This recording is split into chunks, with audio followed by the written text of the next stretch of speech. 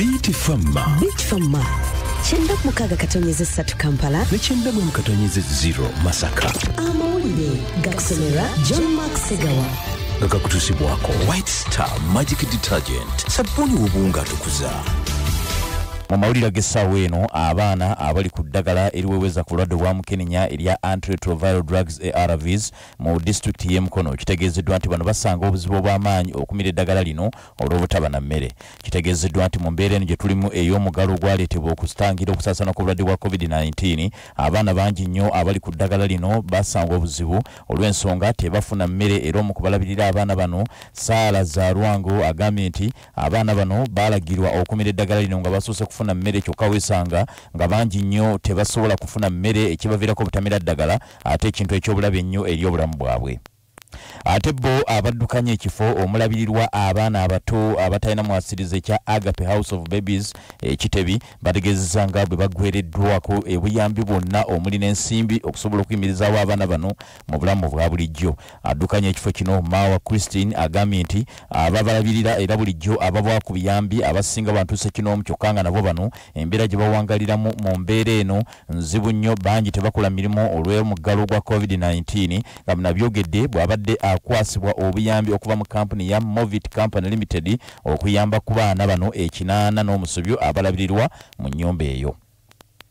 Ye omukulembeze w'ekibiina ki National Unity Platform Robert Kyagulanyi alumiriza Ssaabaduumizi wa poliisi ya kuno n'omuduumizi w'amagye ga UPDF okujemera ebiragiro bya kooti okuleeta musajja mukulu myaka 50 Muzeeyi Damulira John ng'ono yakwatibwa mu mwaka oguwedde mu mwezi ogw'e11. Ng'ennaku z'omwezi 4 omwezi ogwokusatu omwaka guno kooti enkulu yayisa ebiragiro eri Ssaabaduumizi wa poliisi ne Ssaabaduumizi w'eggye lya UPDF baleete musajja mukulu ono mu mbuga z'amateeka avunaanibwe era bamugye gye baamusibira okuva olwo naye okuva ekiragiro ekyo kyayisibwa kooti eyo najje buli eno tekiteekebwanga mu nkola.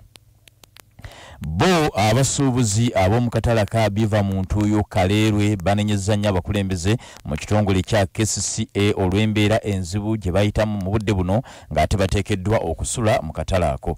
Abasuubuzi bano bagamba nti pulezidenti yalagira baweebwe obutimba naye n'okutuusa kati tebaweebwanga butimba kyokka nti n'ensimbi eza Ssaabaminisita Robinah Nabbanja nazo tezibatuukangako kyokka bagambye nti n'abalala bangi nnyo abalwadde wabula abakulu tebafuddeeyo ku bantu bano COVID-19 bwe bulwadde bwokka bwe bataddeko amaanyi nebirabira nti waliwo n'endwadde endala nnyingi nnyo eziri mu kubamalawo.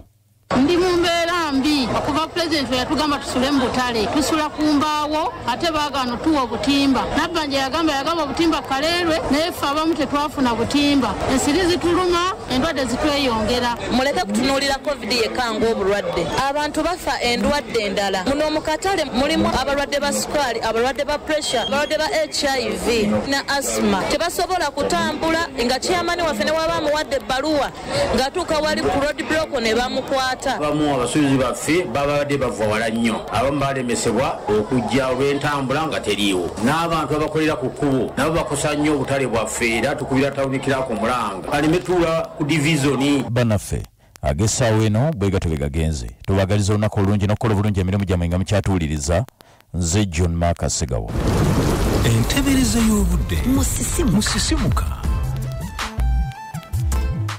Kintabe ky'omuzika ekisinga Beat FM buyuko olwaleero ajja kuba wakidedde ebiseera ebisinga newankubadde ng'omukisa gw'okufuna ku nkuba gwemidde ku bitundu 4 ku 10.